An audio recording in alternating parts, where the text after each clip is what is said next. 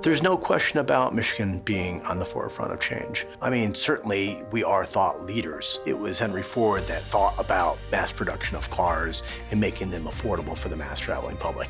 Today, Michigan is leading in autonomous systems. Michigan is leading in air mobility systems. When it comes to our DNA, we don't actually have a choice but to think about the future. I think that's just part of where we come from.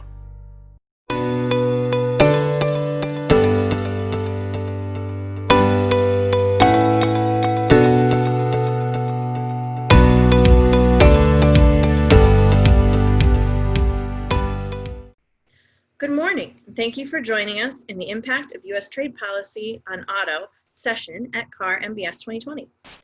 During the session, all audience members will be muted to ensure a quality user experience for everyone participating.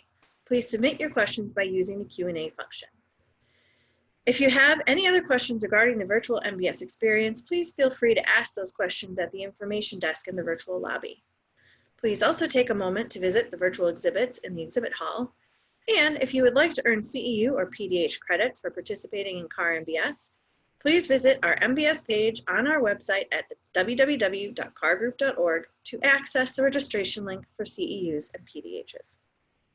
Once again, thank you for joining us today. I am pleased to welcome session moderator, Vice President of Business Research at the Center for Automotive Research, Kristen Gicek.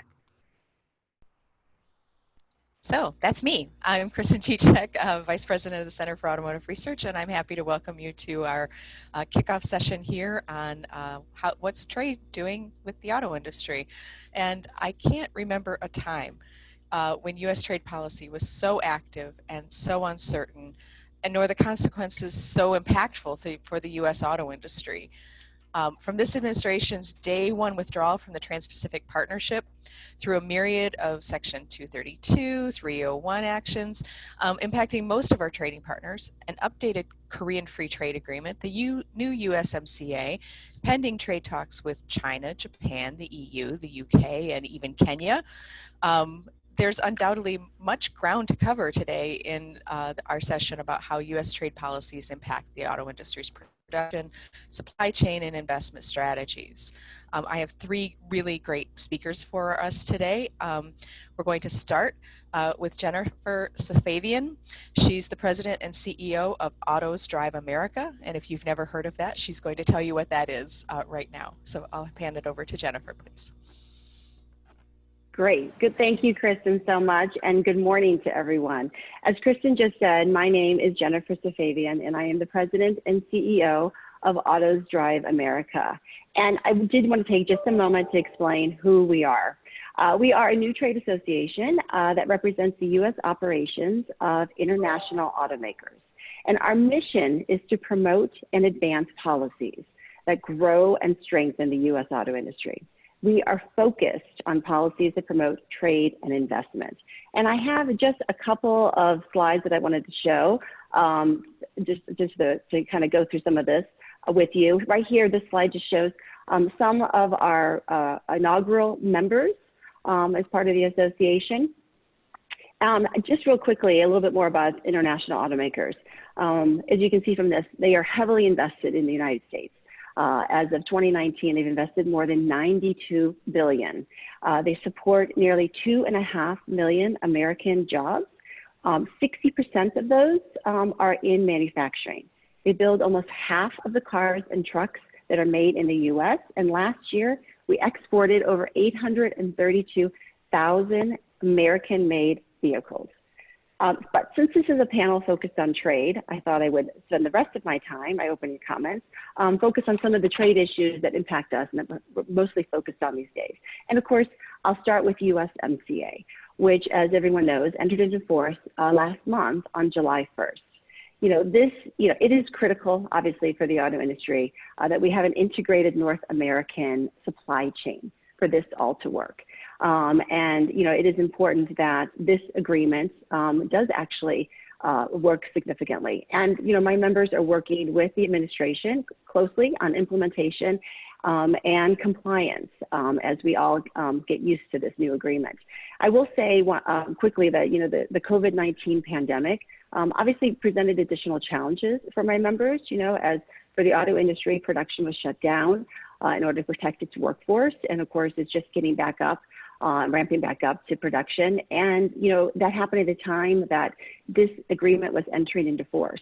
And so the administration has provided us with a 12-month transition period in order for us to fully comply with the new rules of origin, which are significantly different for autos. The other agreement I wanted to touch upon is the U.S.-UK trade talks that are currently underway right now.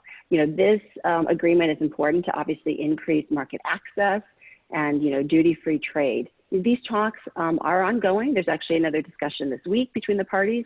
And both sides have said that they are looking for a comprehensive trade agreement and are eager to actually get this resolved and completed. Although I would say that I don't expect the agreement to be completed before the November election.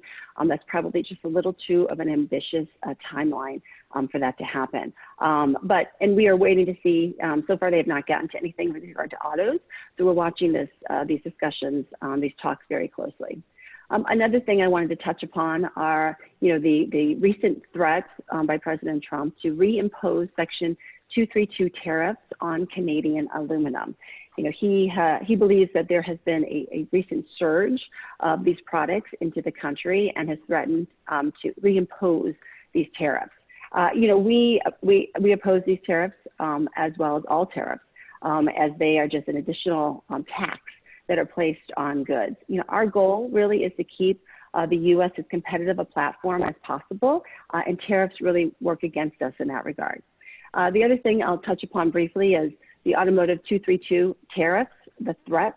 That threat actually remains and continues to be an issue impacting the U.S.-EU trade talks, which are continuing to be ongoing. Look, bottom line with this is, we do not view autos or auto parts to be a national security threat. And the last item that I put on the slide is U.S.-China trade.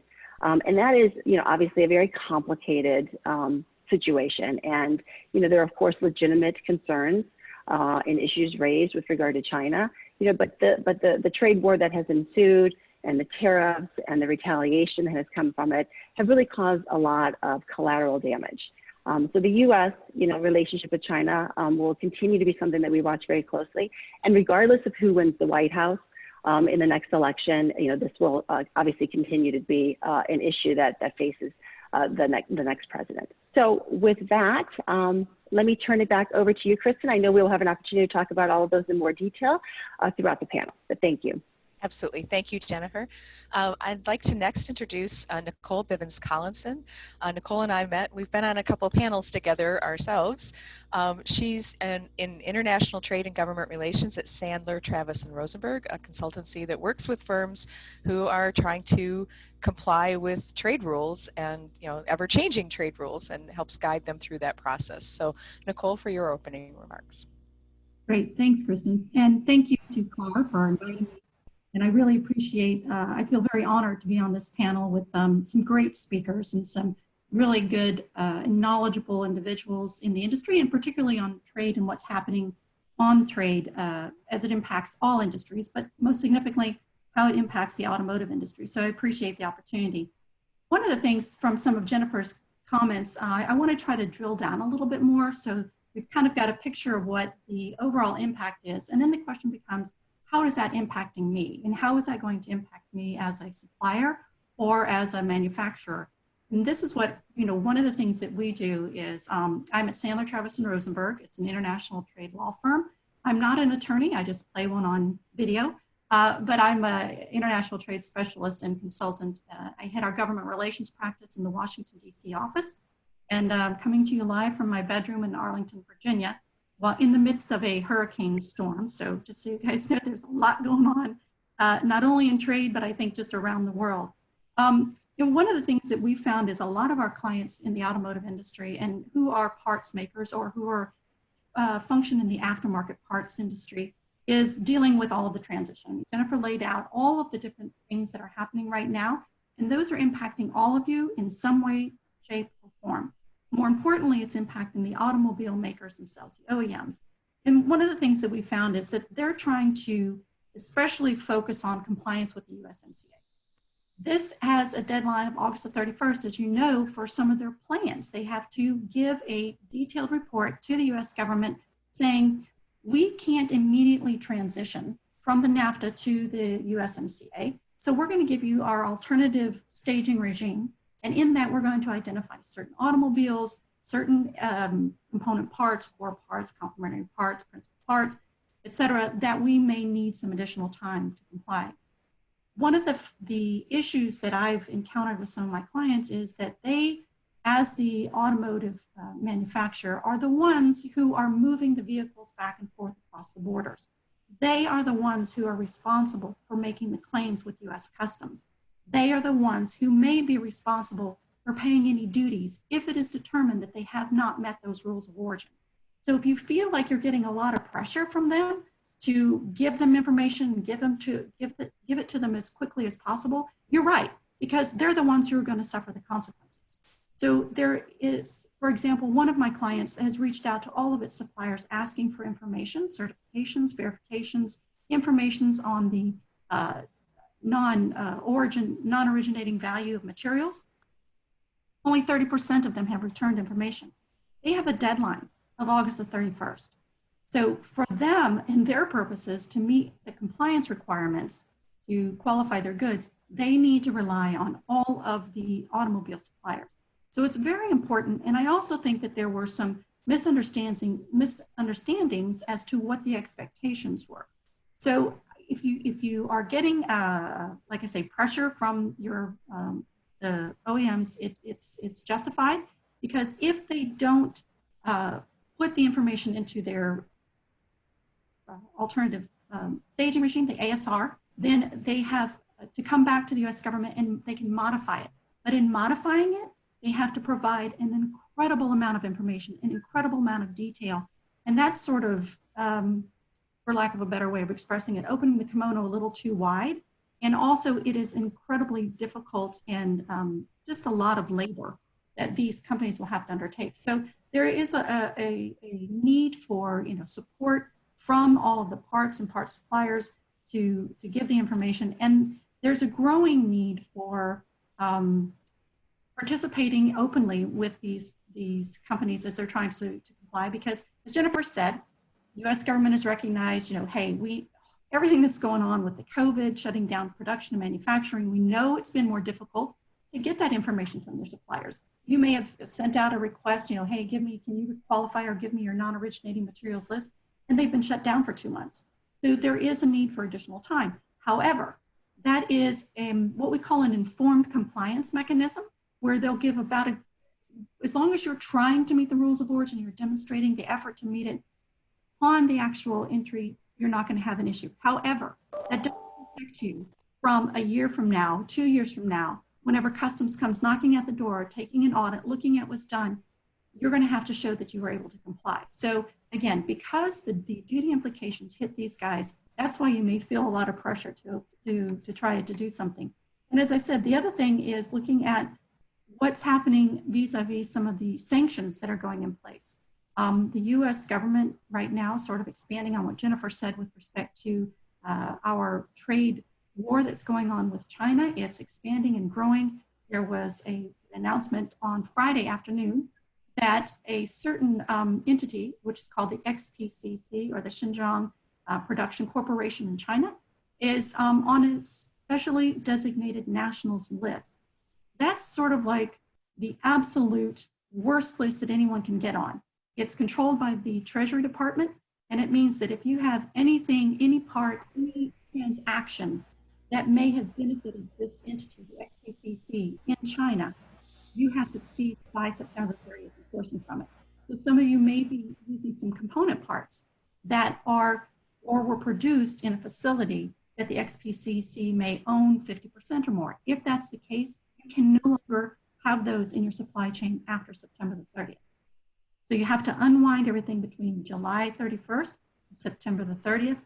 And then it's a compliance area. So not only have you had to deal with the USMCA rules of origin changing, had to deal with this shutdowns of factories due to COVID, now you're going to have to deal with, in addition to additional tariffs on your steel or your aluminum or your China inputs, but sanctions that have been levied on some of the big entities.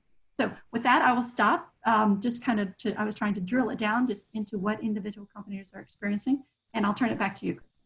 Great. Thank you, Nicole. And that's what I asked you here for, was to give us the on-the-ground look at what your clients are experiencing. And now we're going to turn to Jenny Leonard. Jenny Leonard is a trade reporter with Bloomberg News.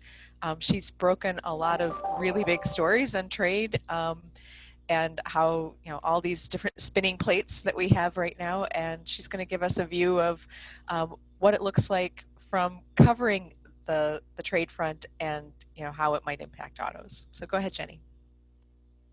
Hi, everyone, and thanks, Kristen, for inviting me to be on this panel. I often joke that sort of under the Obama administration, the trade beat wasn't busy enough for any publication to really have a full-time trade reporter, and that's obviously changed. Everyone now has multiple trade reporters, so we have a full trade press corps, and maybe that's sort of a good indication of how much things have changed in the past 4 years. So, what has been probably very disruptive for mostly everyone who is maybe listening right now was actually really good for a trade reporter's career. So that's sort of a icebreaker that I find is just like baffling. But to recap this, the Trump administration and what they've done over the past 4 years, on trade, it was really motivated by the goal to shift the narrative away from this, what this administration considers, corporation-friendly trade deals, to really shift it more towards the American worker and farmer. And they did flip the playbook definitely for traditional GOP administrations by including, a lot of Democratic priorities, even before House Democrats weighed in to negotiate with the administration. So there was really a big shift in trade philosophy and sort of what has governed DC, over decades. One thing that some people would point to is that there's basically a minimum wage requirement in the auto sector in Mexico now, which was, mandated by a GOP administration, and that's just unheard of. But autos were really the center of this administration's argument. We all know that there was a big focus on the trade deficit and narrowing that gap. Obviously, autos play a big role in that, the value of autos. Rules of origin weren't strong enough. There were a lot of loopholes that allowed countries to qualify for benefits under these trade agreements. Those are all the arguments we've heard from the Trump administration. And I think most importantly, this administration also felt like companies, if you don't force them, there is no way you can get them to invest in the US. And sort of these companies in the auto sector too, that this administration says have, been fleeing the United States over the past 20 years, needed some sort of forcing to come back. And we saw this a lot with the Europeans and the Germans in particular, where the White House fixated on getting German auto companies to invest in the US, and sort of the threat that was, and as Jennifer said, is still looming over everyone, is sort of the 25% auto tariff. By the way, I would not be surprised at all if we hear that threat sort of resurface between now and the election. It's sort of part of the playbook, and it's kind of resurfacing every couple months. I think we've heard it 2 months ago or something in relation to Maine lobster. All of a sudden it came up again. So yeah, I would not be surprised at all if that came back. But sort of to zoom out overall in the Trump trade strategy, the jury's still out on how well all of their ideas were really implemented and if that really achieved the goals that they set out for themselves. But I would say that there was maybe some successes, and one of them is that they did get a bipartisan trade deal passed with overwhelming support for the first time in over a decade, which, it was a big achievement. But of course, there's massive disruptions for many industries and pressure on smaller companies that can't stomach the tariff pain. And so I think that's going to stick with us for a while, and we kind of need to go back to revisit the outcomes of this administration. And just really quickly to sort of give you an overview of the current state of where we are in DC. Over the course of the pandemic and closures of states or auto plants, I was covering a story on what doesn't really sound too surprising to you, that if you reopen the US, you also have to look at reopening in tandem the Mexican and Canadian states where you have your auto supply chain. And as I was reporting out the story and talking with people in DC and in the administration, I found it striking that, and we heard the president say this, that he was actually kind of baffled by the fact that the US isn't self-reliant, and that there's still, supply chains that where you need some screw from Mexico, and if that Mexican plant is closed, you can't produce your car.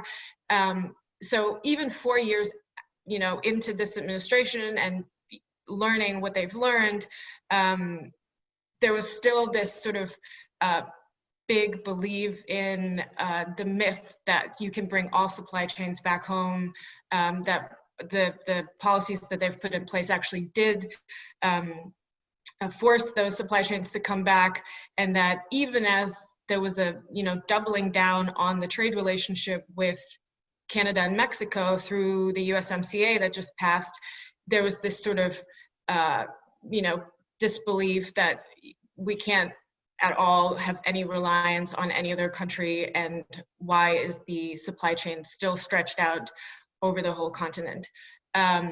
So that was kind of a striking story where I was thinking, wow, I really, we've come this far, but then we also go back to stuff like the Canadian aluminum tariffs, where I just feel like we were here already, but I guess we're all in this together. So to bring it full circle, obviously we're in another election year. There's a lot of heated rhetoric. Right now it's mostly focused on China. But even from the Biden camp, there's a little bit of rhetoric coming on trade and manufacturing. I would say there's not that many specifics, so they're kind of keeping us guessing on his plans on what he wants to do with existing or pending trade agreements.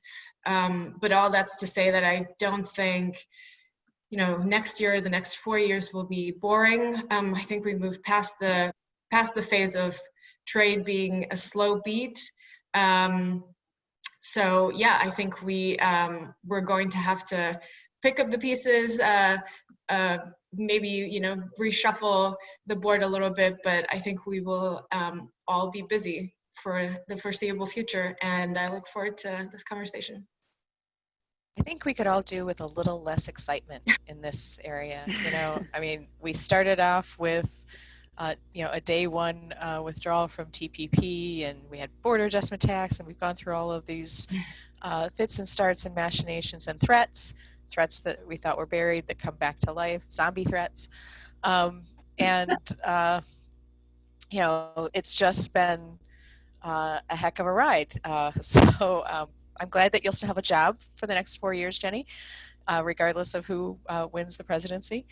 And Nicole and Jennifer and I will all, still be engaged in this conversation. But I'd like to start out with, a majority of the vehicles we make in the United States stay in the United States, like 85% or so stay here. So they're non-traded. And even among the vehicles that we import, more than half of them come from Mexico and Canada, and a huge proportion of the parts that we use to build vehicles in the U.S. come from Canada and Mexico. So this is a very integrated industry, and as the Canadian Minister Francois Philippe Champagne said, we don't trade with each other, we build things together in North America. And so, USMCA entering into force July 1, is probably the most impactful thing for the auto industry, despite, there's all these other, US, UK, US, Japan. I know we heard a little bit about where things stand with the implementation from Nicole, but I'd like to open it up to all of us. What are the sort of the key compliance dates ahead for manufacturers, and what should suppliers in the North American supply chain be thinking about?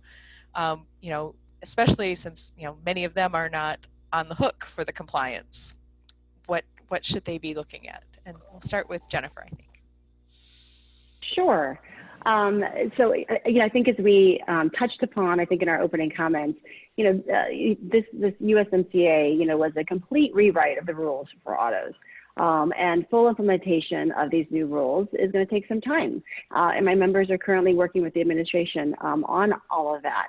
And, as Nicole mentioned, she talked about the alternative staging regime, the plans. And that is something that the automakers have actually been working on for quite some time, well before this agreement entered into force.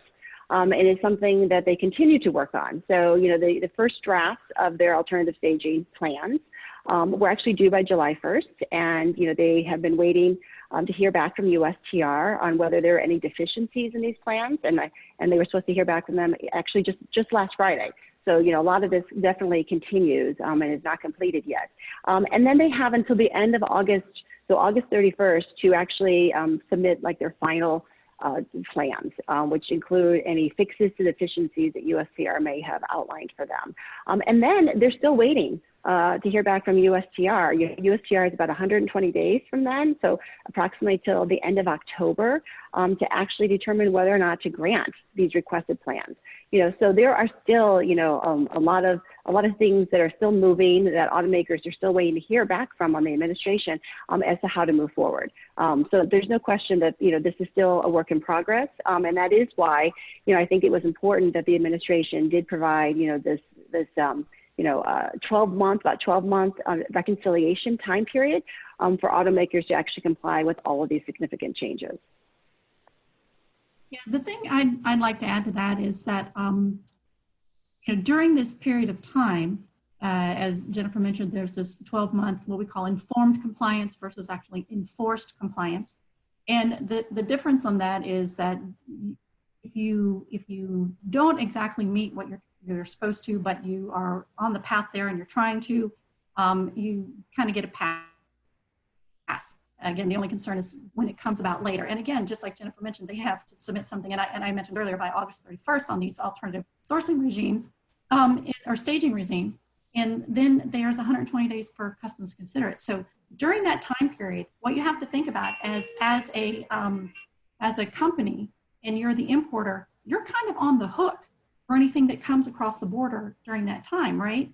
And if you have put together this alternative staging regime, and in 120 days, the U.S. government decides that it's insufficient. Now, I don't know how the U.S. government can make those kinds of decisions, because I'm not sure how many of my former colleagues in the U.S. government, Commerce or USTR, are familiar with how automobiles are actually manufactured. So their knowledge or lack thereof would tend to give me the impression that whatever the company submits should be basically what we approve.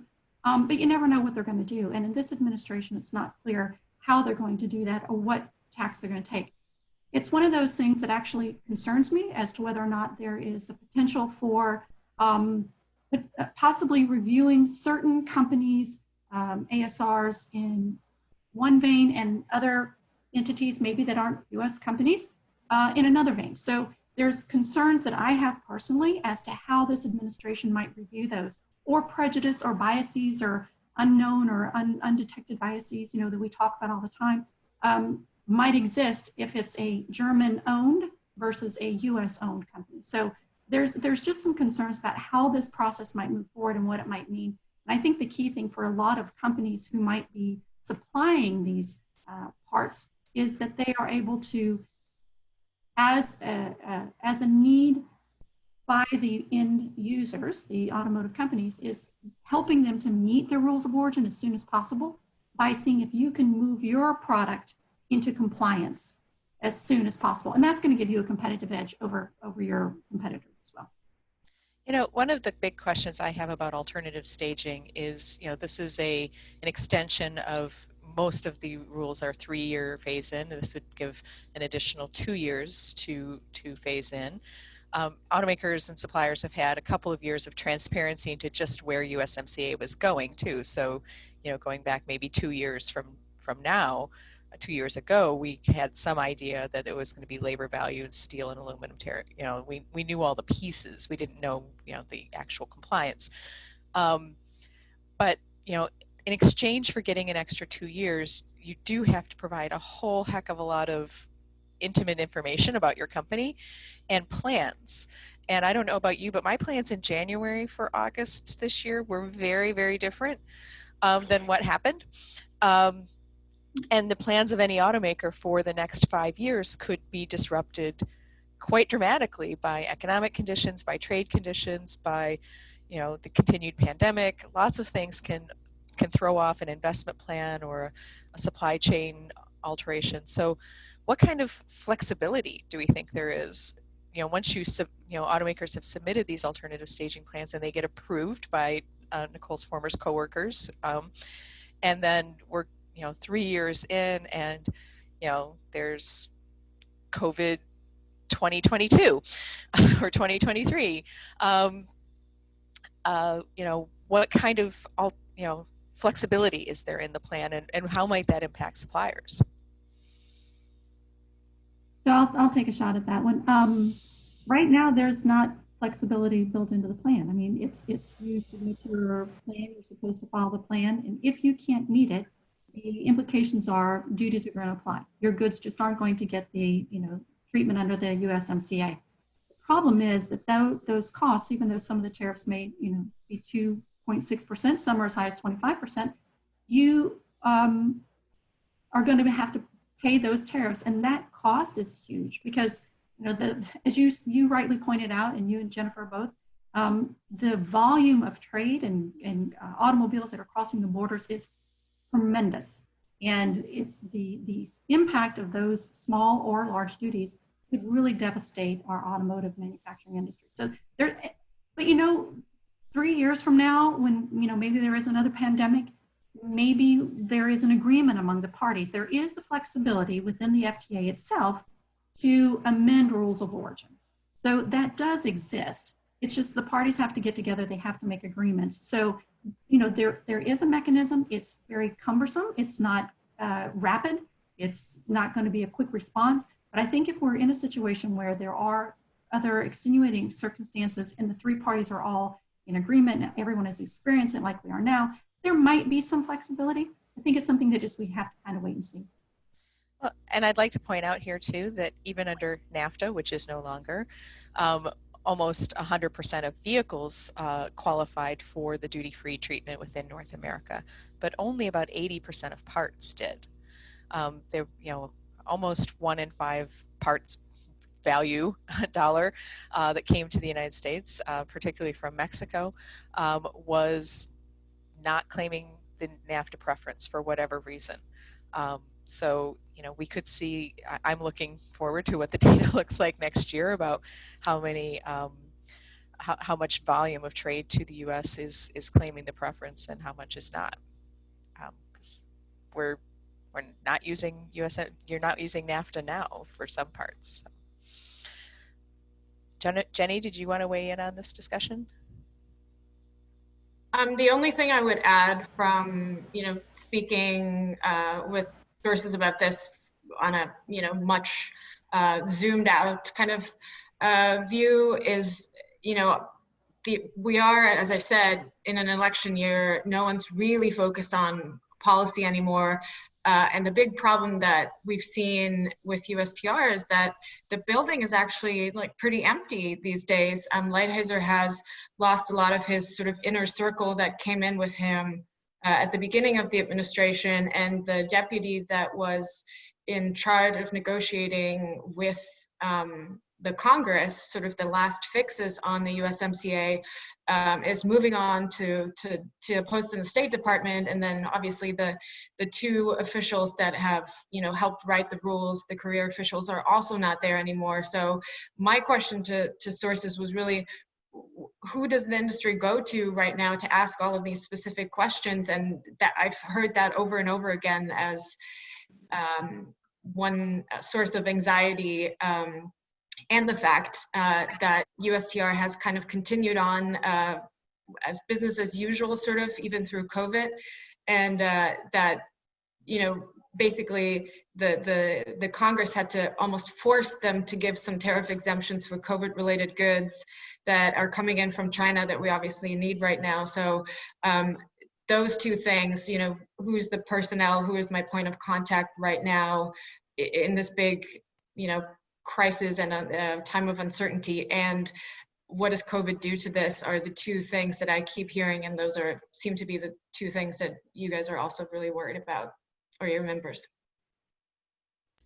Jennifer, do you want to, or Nicole, either one? There have been replacements named for most of those people, but they're just not as widely connected with the industry is my understanding. Is that what you guys are seeing too?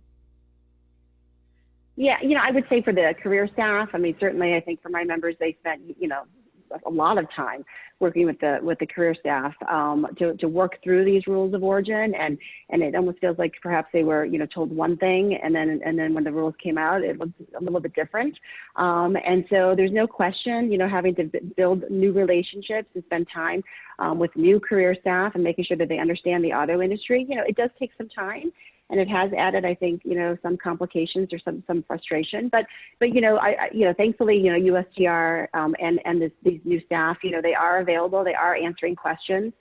They are trying their best, I think, to get us responses, because we've had several questions about the rules of origin and what they mean. So, you know, that I would say it's a work in progress. And I know, you know, Congress is, of course, working on, you know, getting the new nominations, you know, approved and through that process.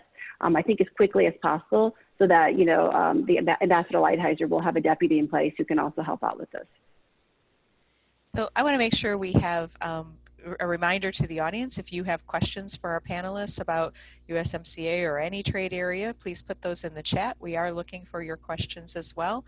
And I want to wrap up our discussion on USMCA and move on to some of the other things as well.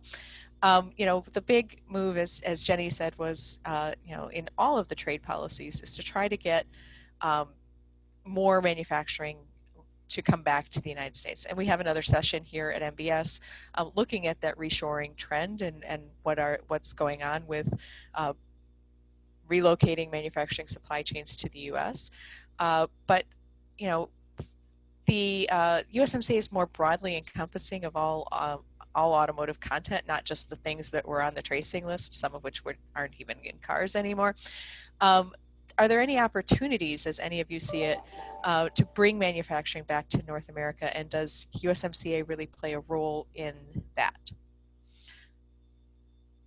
And, you know, I'm thinking particularly, you know, there's supply chains around EVs and AVs, some of the newer content that wasn't on the tracing list that would have been deemed originating under NAFTA because we had no way to trace it.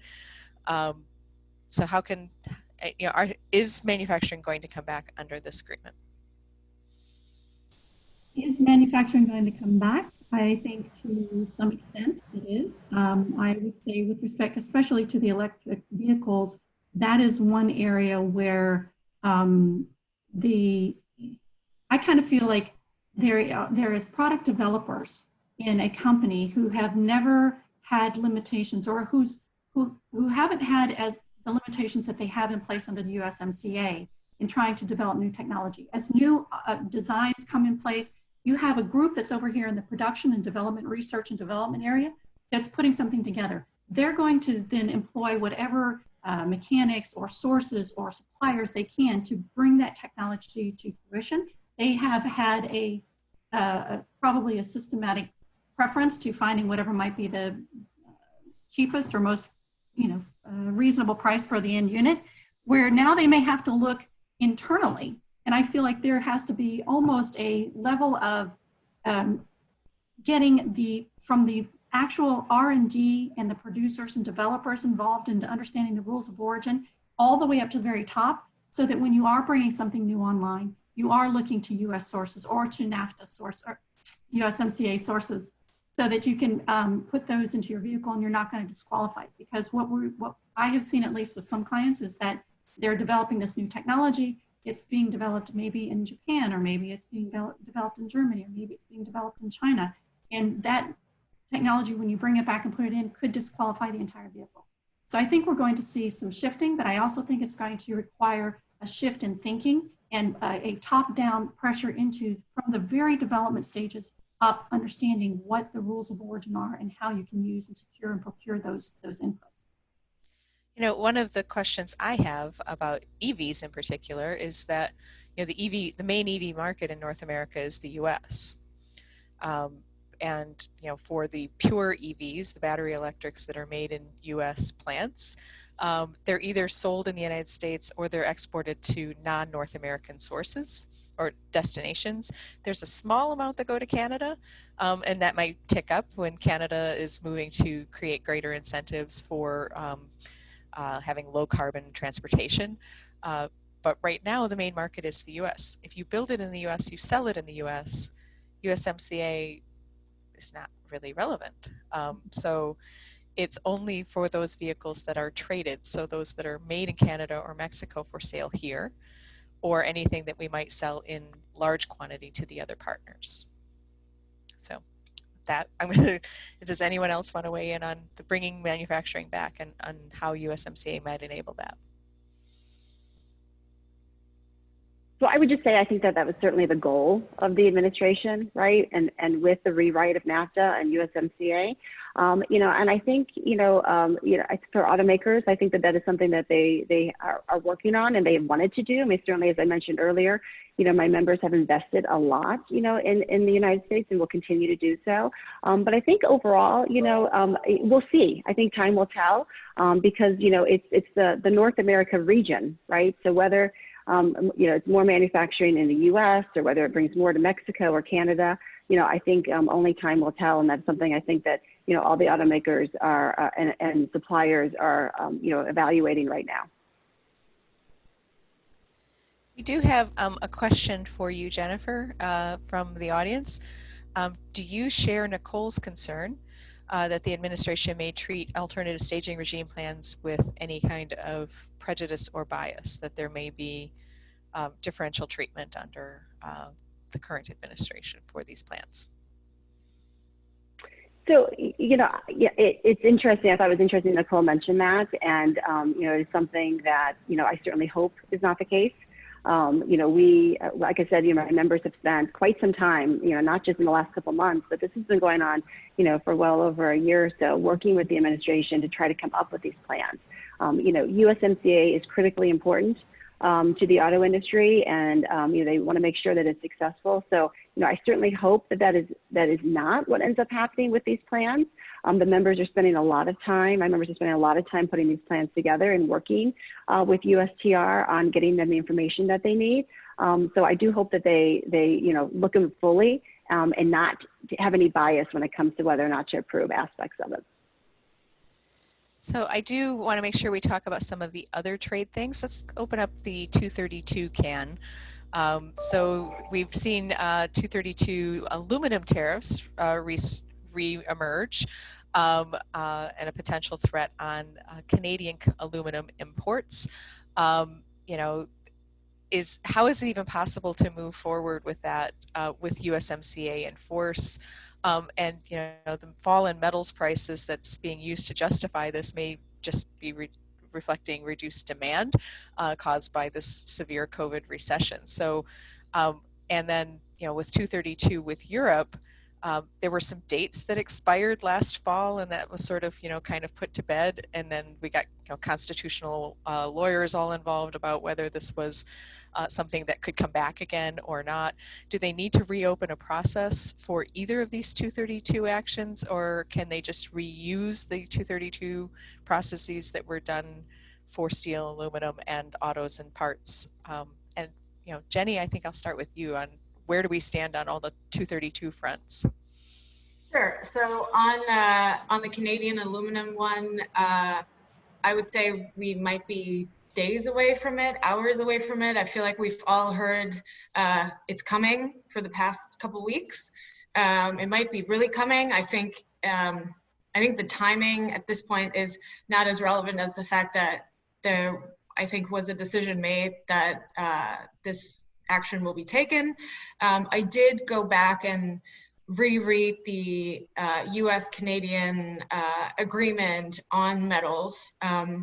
And to your question on how it's possible to move forward as we're kind of like, on a parallel track with implementing USMCA at the same time and a new tariff threat, if we just look at sort of the precedent or the playbook of how USMCA was closed, which is without resolving the 232 issue, I think that's exactly how they will say, we can do this now. They see it, I think the administration sees this completely separate. This on 232 and the statute in general, I think they have sort of taken wide discretion to interpret that the way they see fit. And so I think on Canadian aluminum, there's no real, it's not mutually exclusive for the Trump administration to move forward with imposing tariffs on Canadian aluminum while at the same time praising USMCA and moving forward on its implementation. I think on the 232 autos sort of deadline things, I will leave that up to the lawyers or my two co-panelists who might understand the legalities of this a little bit better. But yeah, I do think that the Canadian aluminum tariffs are coming. They're coming. Yeah. Jennifer, do you want to say anything more about 232 autos? 232 autos, as I mentioned, in my opening remarks, I mean, we obviously do not view autos and auto parts to be a national security threat. I'm not sure what else to say on that. I think, it's as far as the legality of whether or not, that he could actually impose tariffs with all this time that has passed. That is one of those legal questions that you've got lots of lawyers who have been very busy and active in reviewing.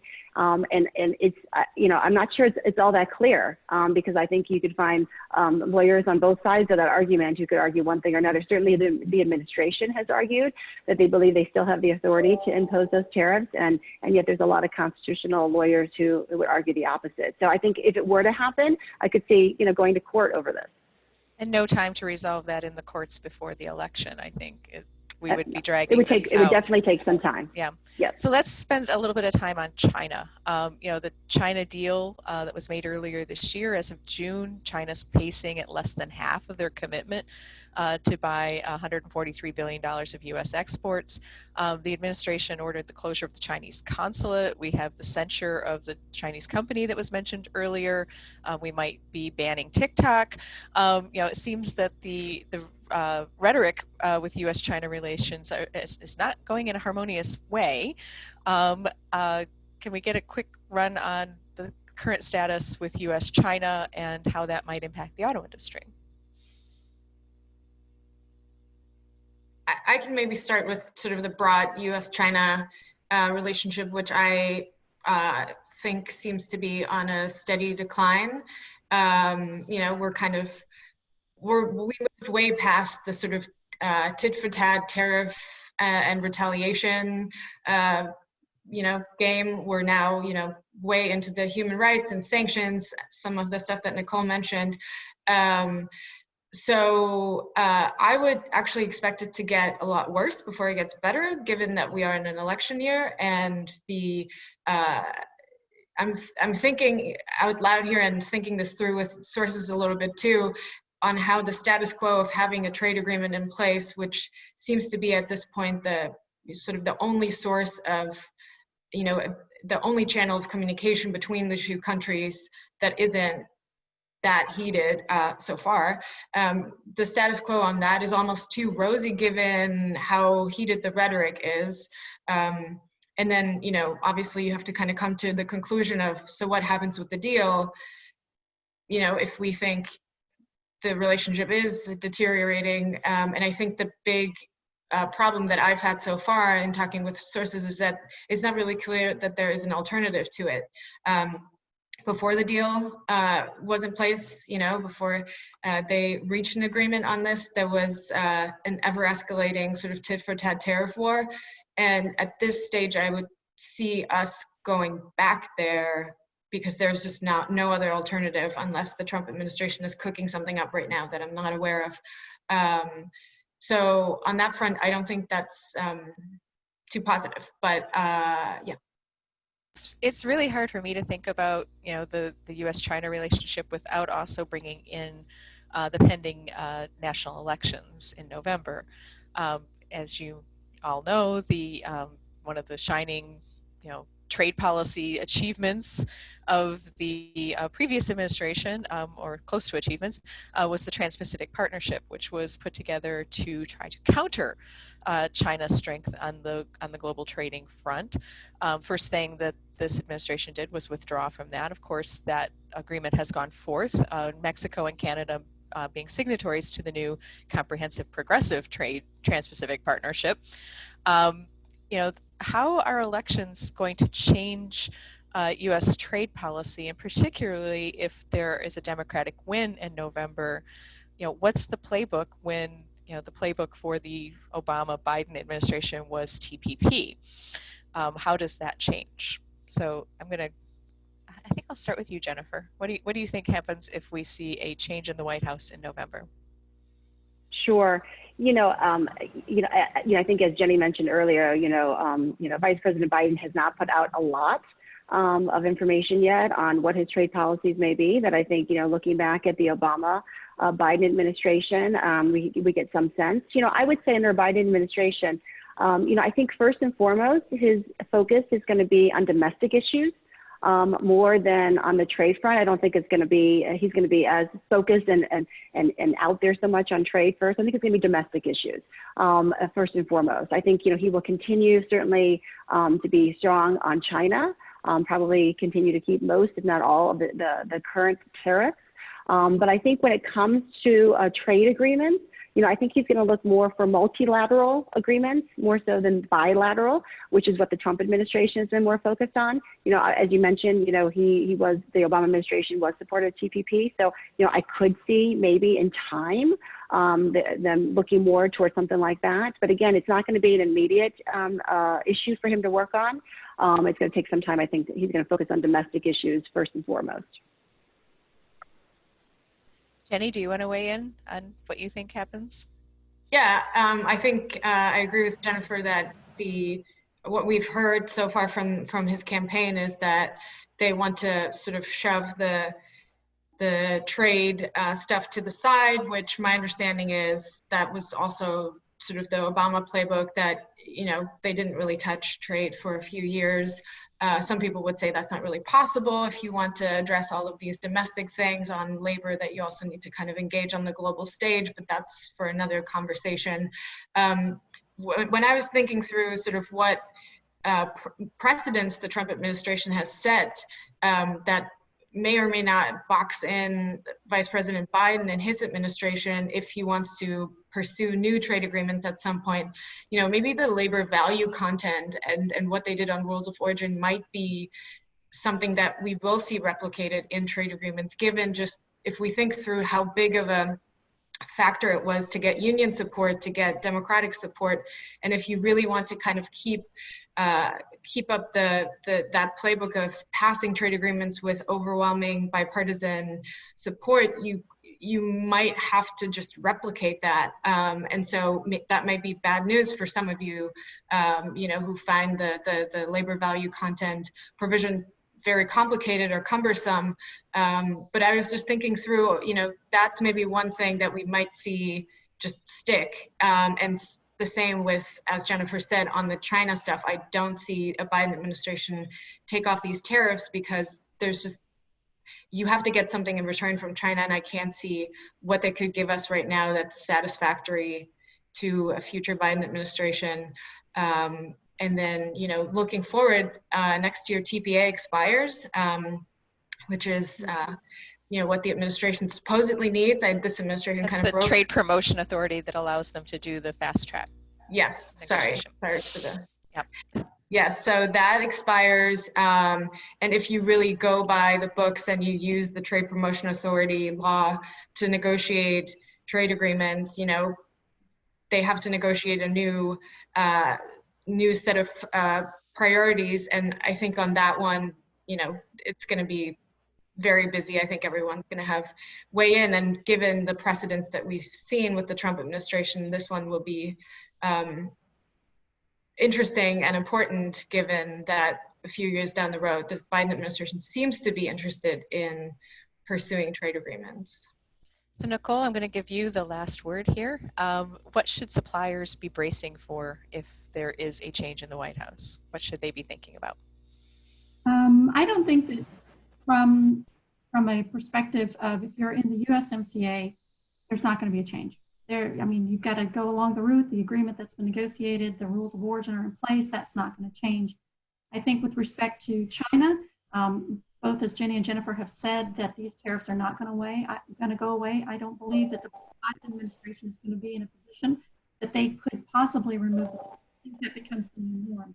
I think one of the questions that we have to look at is whether or not this administration, before the end of the year, it decides to modify, for example, our WTO, we didn't speak about this, but our WTO commitment on what our bound tariff rates currently are. Right now, they are our applied rates, but the USTR Lighthizer has already told both the Senate's Finance Committee and the Ways and Means Committee that the U.S. would like to modify and give ourselves flexibility to increase our tariffs at any time on an MFN basis, so it wouldn't just be on China. So I think we need to be prepared for that. I think we need to, in a Biden administration, and those are very difficult to unravel. Once they're put in place, you can't just reverse them, and I think the administration would not be in a position to immediately do that. I think with the idea, I would just like to go back on the idea of maybe, you know, the CPTPP, if the U.S. were to agree to it. I agree with what Jenny said, which is the floor now is in our USMCA. The provisions that are in there with respect to some of the rules of origin, with respect to the labor provisions, with respect to the wages that are in there, that's the floor going forward. So absent all of those, the rump TPP countries agreeing and acquiescing to what is now the new floor, I don't see us signing on to that agreement, but it could initiate a new level of discussions that might move the CPTPP into a 2.0 version. So I kind of see that going forward. I agree that if you are a supplier and you're trying to figure out how am I going to do this in the next administration, looking at the USMCA as a model, I think is a very solid consideration in your business plans. Regardless of who wins. I mean, certainly this was President Trump's signature trade accomplishment. It had broad Democratic support. So regardless of who wins the election, continued trade issues with China, continued USMCA, and look for USMCA-like provisions in agreements with other countries. Does that wrap it up? With that, I'd like to thank my guests, Jennifer Savavian, Jenny Leonard, Nicole Bivens-Collins. Thank you so much for joining us this morning. And our attendees are off to another session. So thank you so much, guys. Thank you. Thank you. Thank you.